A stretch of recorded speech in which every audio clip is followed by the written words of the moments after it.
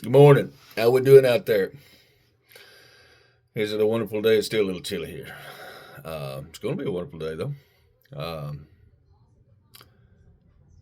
was talking to you ladies yesterday, or gentlemen, if you're eavesdropping. The thing about you being magnificent, wonderful creations of God, and ladies, you are. You definitely are. There's this, there's something about you. There's a way about you.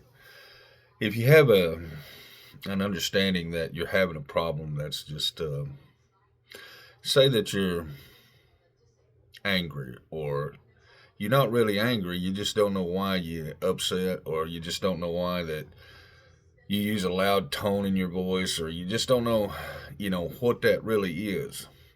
Well, that's the meanness getting out. No, that's not what it is.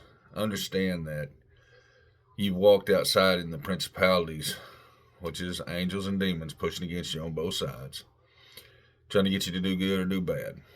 And you get your head turned a little bit and you say, okay, I deserve this or I deserve that.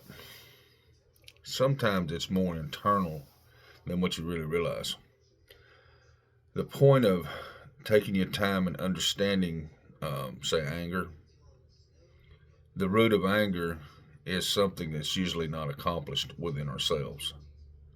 That we see that, you know, we don't have the big house on the hill, or we don't have this. The understanding is that a humble person, a gracious person, a loving, caring person will have everything that their heart desires or needs. It depends on what your function would be, at how you perceive what you are. Under the perception of, well, I'm a goddess, you know, I'm the best thing to hit the planet. Now, you got to understand two sides to that. You can really believe that inside of you, wholeheartedly, you can believe that, okay? But the other part of it is arrogance. But if you stand in your power, you know, that's a whole different thing. And what they don't want you to know is you do have a power. Every one of you beautiful ladies out there have got power. You just don't know how to access it or get to it. There's the father right there. He's knocking, you know. But the thing about it is, I hear you knocking, but you can't come in. That's the thing. That's the flesh. Okay, that's the principality pushing against you. That's old Satan there. He's going, hey, look over here. I got a handsome Jack. Look at him. He looks like he's $1 million. Yeah, $1 million fraud. But understand that I've been reading Deborah, you know, to show you that you are exactly what you want to be. Okay? You are what God has created you to be. But the thing about it is, Satan keeps you twisted off this way, keeps you tied up in things, okay? And you don't know how to turn that other curve to get back this way. Well, that's understandable, because guess what? Been there, done that, you know. Of course, I'm not a woman, but as from a man's point of view, I can tell you exactly what it is. We look at y'all a little different than y'all look at us. Uh, but the thing is that when you turn and you go to the Father and you spend that hour a day with Him, and you seem like nothing happened. Well, don't get frustrated. Guess what? You just got an hour of rest. Maybe that's what He wanted you to do. Maybe He just wanted you to rest without being excited about Him. And it is a point. There's a time for rest, a time for folding the hands, and it's all about obedience. Okay, your obedience to the Father shows Him more than probably you will ever say. Okay, obedience is to understand that the Father wants to spend that time with you, whether He gives you something or not. He sees that. Okay, no matter what, He sees it. 100% He sees it. And then he started, okay, she's into this. She's actually trying to be the other part. Then, like I said, then he'll hit you with a snow cone or something. I don't know. It's just funny. You'll be going down the road and it will manifest right there. And you'll think to yourself, is that really what that is? And then the next day, something will pop up. You'll be asleep. Something will come in your dream. You'll be going down the road or just doing something, talking to somebody, then all of a sudden, the conversation will come up about what you was thinking. Look, this is how this works, okay? You can call it intuition, but it's not intuition. It's the Father talking to you, okay? So understand that. I mean, all of you women got gifts. Every one of you. All the men's got gifts too. But some took a long time for it to find me. But understand that once you get it and you got it, you can't give it away. Okay? Because once you get fed that manna or fed that meat for the bone, ain't going back. nothing at all. You're shot up. You're ready to tell everybody in the world. Just like me. Let me go into this and, yak a little more. This is Deborah and Barak defeat Sisera. And the children of Israel again did evil in the sight of the Lord, the most high, righteous, and loved. When Ehud was dead, and the Lord said, the most high, righteous, and loved, and the Lord sold them into the hand of Jabin, king of Canaan, that reigned in Hazor, the captain of whose host was Sisera, which dwelt in Horeseth of the Gentiles. And the children of Israel cried unto the Lord, the most high, righteous, and loved, for he had 900 chariots of iron, and 20 years of mightily oppressed the children of Israel.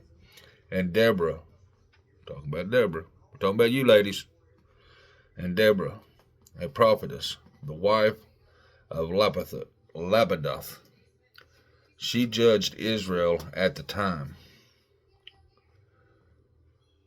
And she dwelt under the palm tree of Deborah between Ramah and Bethel,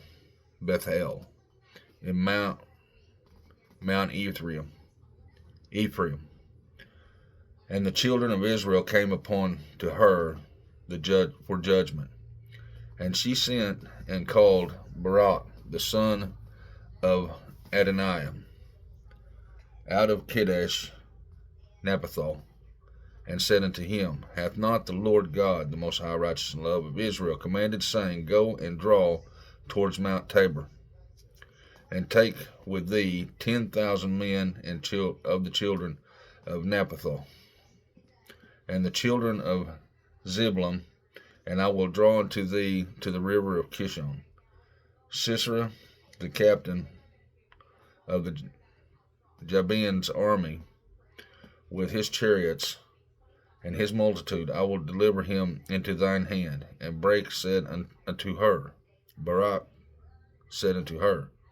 If thou wilt go with me, then I will go. But if thou wilt not go with me, then I will not go. And she said, I will surely go with thee, notwithstanding the journey that thou takest shall not be for thine honor, for the Lord, the most high, righteous, and love, shall sell Sisera into the hand of a woman. And Deborah arose and went with Barak and Kadesh. And Barak called Zebulun at Naphtali to Kadesh, and he went up with 10,000 men and at his feet, and Deborah went up with him. Now Hebrah and Kenite, which was of the children of Hobab, the father-in-law of Moses, had served himself from the Canaanites, and pitched his tent unto the palm of Zananim, which is by Kadesh, and showed Sisera that Barak, the son of Adoniam, was gone up to Mount Tabor. And Sisera gathered together all the chariots, even 900 chariots of iron, and all of the people that were with him, for Harosheth of the Gentiles unto the river of Kishon. And Deborah said unto Barak, Up, for this is the day in which the Lord, the most high righteous and loved, hath delivered Sisera into thine hand. Is not the Lord, the most high righteous and loved, gone out before thee?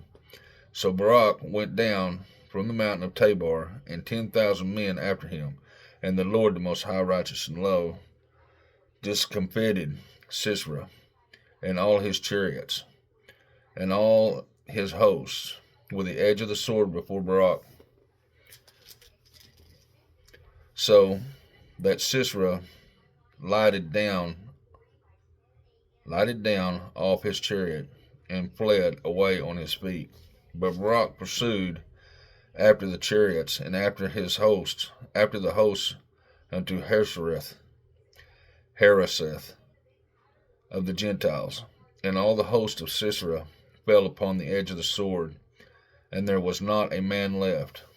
Howbeit Sisera fled away on his feet to the tent of Jael, the wife of Heber, the Canaanite.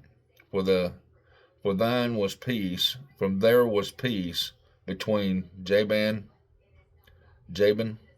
and king of Hazor, and the house of Heber, and the Kenite. And Jael went out to meet Sisera, and said unto him, Turn in, my lord, turn in to me, fear not. And when he turned unto her into the tent, she covered him with a mantle. And he said unto her, Give me I pray thee, a little water to drink, for I am thirsty. And she opened a bottle of milk, and gave him drink, and covered him. Again he said unto her, Stand in the door of the tent, and it shall be, when a man doth come and inquire of thee, and say, Is there any man here, that thou shalt know? And Jael, Heber's wife, took a nail off the tent, and took a hammer in her hand, and went softly unto him, and smote the nail into his temple, and fastened it into the ground, for he was fast asleep and weary. So he died, and behold, as Barak pursued Sisera, Jael came out to meet him, and said unto him, Come, and I will show thee the man whom thou seekest. And when he came into her tent, behold, Sisera lay dead, and the nail was in his temple. So God, the most high, righteous, and loved, subdued on the day of Jabin, the king of Canaan, before the children of Israel. And the hand of the children of Israel prospered and prevailed against Jabin and the king of Canaan, until they had destroyed Jabin, king of Canaan. So, understandably, that you ladies understand that she had gifts, okay? She had gifts that was from the Lord. And each one of you have gifts from the Lord. But you have to take the time with him. I'm going to keep saying it, and it's in Psalms 119, front to back. You know you're being called. If you're hearing me, you're being called, okay? Called to meditate. Just an hour. Stop for just a minute and say, Hey, Father, Jesus, I'm here. Please I am your servant. Please tell me what's going on. Tell me how to manifest what I need to go and what I need to do. Show me my path. Show me my way. Keep evil from me, Father. You know, show me my path. Make my day a great day. And as I prosper, just give me a little more. And the thing that, you understand that as you come up in your energy level and your timeline and you start feeling the Father, okay, you will feel him. I'm not kidding. He loves you so much, and he wants to spend that time with you, and he wants to see that you actually are attentive. There's going to be things that poke you, hardships, but understand the Father has got it, and understand you're trying to walk hope, faith, and understand it. And it's hard to do when the principality was pushing against you, telling you you have to slave, you have to work, you have to do these things, you have to pay insurance, you have to do this. I had got a deal in from all this insurance that they sell, Ambest and something health insurance from somewhere. I can't remember what the name of it is. But, they said I had insurance for 3 years. I've never had insurance for 3 years. So they've been claiming, whoever had it has been claiming all the money or all whatever they're doing. Or it is the point of, they mailed it to me on December 24th. And I received it on January 2nd, I believe. And that $1,200 subsidy, you didn't have time, because I never received nothing prior to that. But in that time period, they could claim at the first of the year that $1,200 tax incentive that they said I claimed, which went to their coffers, went to their pockets. And all they wanted to do was take that money, and that's all, the $1,200 from the government, and then say that I didn't pay the $61 fee that I was supposed to pay, so they could go against my credit, so that they could make me spend more money trying to deny it. Well, I'm telling you right now, I'll read the whole script on each one of these if it doesn't get settled. But understand, that's the principality pushing against you. But understand that when you stand in right, in justice, okay, with the Father will take care of it. He will show you exactly what to do and how to take care of it all. Spend some time with him. Just a little bit of time is all it takes. And you will go on you say that you're at your lowest point in your life, the last shekel. You take and understand that that's called a page. That's more or less a beginner in their stage, which is a child, So you're growing up and you want to go up to a prince or a princess. Okay, that's coming up in your tutorial, like Psalms 119, precepts, statutes, commandments, testimonies. Understand the testimonies are your feet. That's exactly, like I said, Jabin, Deborah, all these, she was a high priestess, and that's who you are. But they do not want you to get there, not one of you, okay? They want confusion. But understand that you don't have to do that. You get in God's natural law, and you stay in your own little world, and you say, this is what's good for me, okay? This is what I'm going to do. Start by eating fresh vegetables from a garden, not from a store. You need to start cutting all that stuff off because they're poisoning you, okay? This is the only place in the world, I guess, that they got rights, free right to poison you. But no, they want to keep you stupid. But understand, you're not. You're actually a queen, okay? You are a royal blood. You come from Adam and Eve, okay? God's creation. He knows who you are, okay? He knows you. And he's going to help you. All you got to do is turn to him. The flesh, You're always going to want to go back. Don't go back. Keep walking forward. It's going to hit you every once in a while of those thoughts of the back time. But guess what? You keep walking forward. The blessings and gifts are in front of you. And like I said, your power level is going to come up. You jump another timeline, and you got a smile on your face. For some weird reason, you got a smile on your face. You can't wipe it off. And everybody goes, "What's going on with her?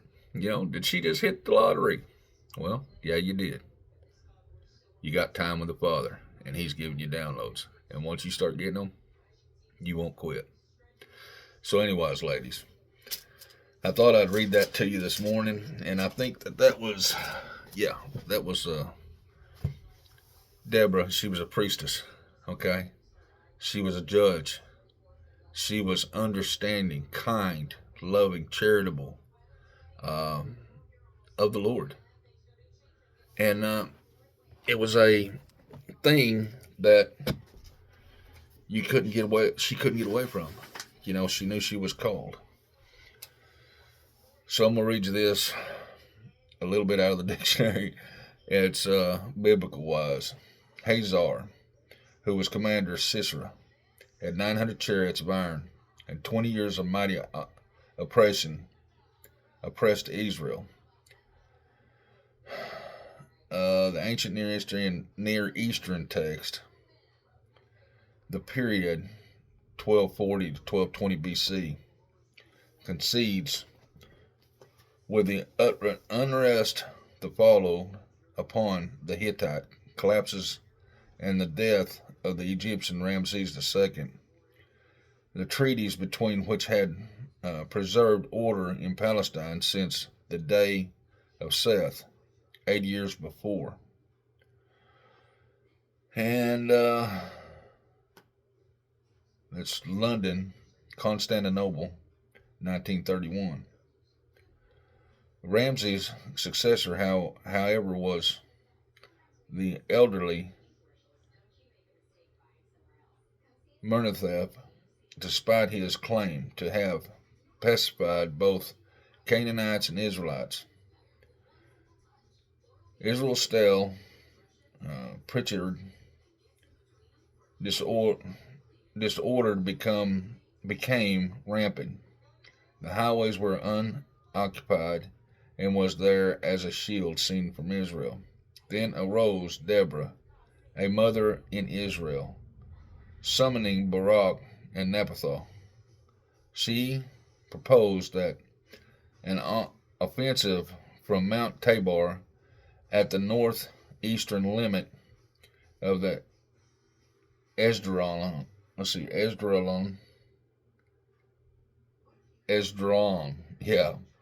would lure Sisera and Jabin's army to annihilation of the plains below. I'll stop there. But you got to understand that she was a priestess, okay, from the Father. You women all have gifts if you just go to the Father. And understand that as you organize your family and as you organize your day and as you organize things in front of you, you're going to start seeing chaos come to simplistic matters. And you'll start flourishing. And it's not flesh. Okay, I call it a meat suit, but you know what? It's not flesh. You are starting to see now how God's path is.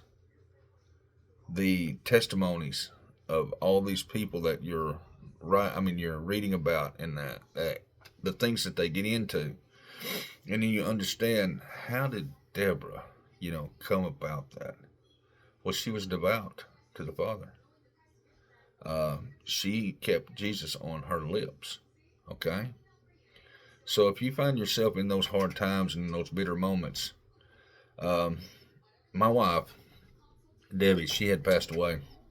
The thing that with her, I was worried about something.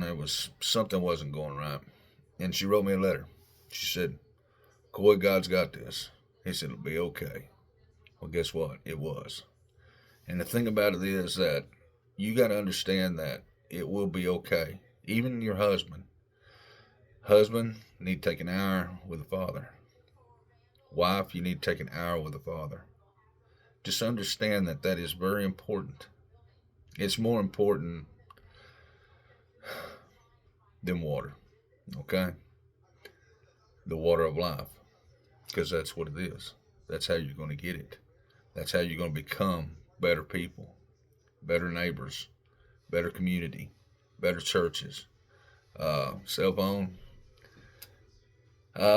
What you need to do is understand that if you're going to get your children a cell phone, give them a flip phone. That's it. That's all they need to be able to call and text. They don't need nothing else. They don't need a $4,000 phone. And it's not, if you look at it, and if you look at yourself or look at other people, they got the next high tech thing out. Understand what that is. That's self. That's flesh. Being more like the Joneses. Be yourself. Be good people. Because you are. You're the children of God, the most high, righteous, and loved. And Jesus on your lips. And you got legions of angels. So anyways, I'm going to get off here, ladies. Y'all are the most beautiful women in the world. Don't let nobody tell you you're not. Stand up in your queenship. As they call it, stand up in royalty. Let truth come out of your mouth. Don't let nobody rattle you to where it makes you discombobulated. Because they want you to be a page instead of a queen. I'm going to get off here. Love you. I love you very much. God loves you. Well, I'm going to get off here. I am servant. I am Pisces. Have a good one.